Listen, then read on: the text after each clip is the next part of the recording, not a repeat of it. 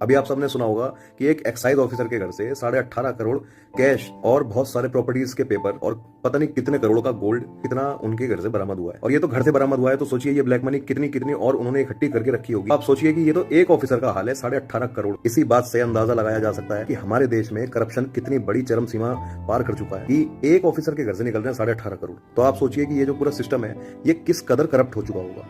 और देखिए किसी भी ऑफिसर की तब इतनी हिम्मत हो सकती है जब उसको ये बात अच्छे से पता हो कि जो उसके ऊपर बैठे हैं कमांड में वो सारे के सारे खुद बहुत ज्यादा करप्ट हैं। तब जाके कोई ऑफिसर इतनी हिम्मत कर सकता है। वरना अगर हमारे देश में ऐसा सिस्टम हो कि टाइम टू टाइम हर गवर्नमेंट ऑफिसर की प्रॉपर्टीज, उनकी वेल्थ, ठीक है, सबका एक अच्छी तरीके से इंक्वायरी हो, तो किसी की हिम्मत हो ही नहीं सकती, क्योंकि इंक्वायरी होती ही नहीं है। तो इसलिए उनकी हिम्मत भी होती है और ये करप्शन दिन पे दिन बढ़ रहा है। और दिन पे दिन आज ये टाइम आ चुका है कि 18.5 करोड़ तो एक ऑफिसर के पास से पाए गए हैं। और देखिए ये कोई एक दिन में थोड़ी ना इतना करप्ट हो गया हमारा सिस्टम, ये तो सालों से चलता आ रहा है। आज जो गवर्नमेंट अभी सत्ता में है उसके अंडर में भी ये हो रहा है और जो पहले थे उनके अंडर में भी ये हो रहा था। और होपफुली अगर कोई दूसरे आएंगे और वो भी ऐसे निकले तो वो तब भी ऐसे होगा।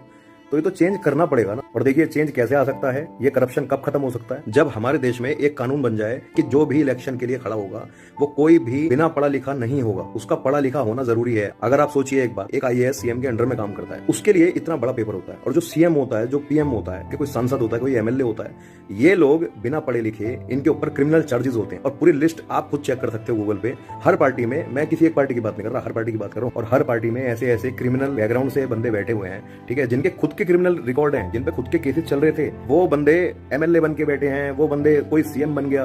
तो यार ये तो बहुत ज्यादा, सबसे ज्यादा करप्शन तो यही है। तो अगर देखो इसका एक ही सोल्यूशन है कि अगर हमारे देश की जनता इस चीज पे आ जाए ना, जैसे अभी स्टे डॉग का मामला हुआ था तो जनता सड़कों पे आ गई थी, तो सुप्रीम कोर्ट को अपना फैसला बदलना पड़ गया था। तो देखिए आप सब एक बात सोचिए कि किसी भी गवर्नमेंट सेक्टर के लिए जॉब पाने के लिए बहुत बड़े बड़े एग्जाम देने पड़ते हैं, ठीक है, एसएससी क्रैक करना पड़ता है। और अगर आईएएस बनना, आईपीएस बनना है, यूपीएससी नाम का एक एग्जाम होता है, वो कंडक्ट होता है। वो इतना मुश्किल होता है कि उसे 10 लाख 15 लाख बच्चे देते हैं, उनमें से सिर्फ कुछ हजार सेलेक्ट होते हैं, 1000-1500 इतनी रैंक सेलेक्ट होती है, ठीक है।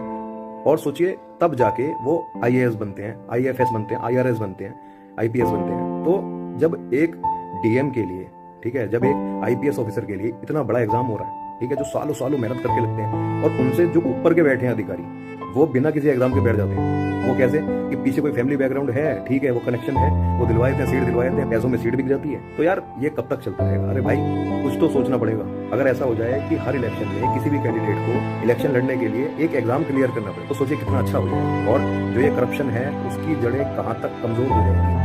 जो ये मध्य प्रदेश में धर्मेंद्र सिंह भदौरिया ने ये केस करा है, ठीक है, इनके साथ जो ये पकड़े गए हैं ये 18.5 करोड़ की रिश्वत में, ठीक है, मतलब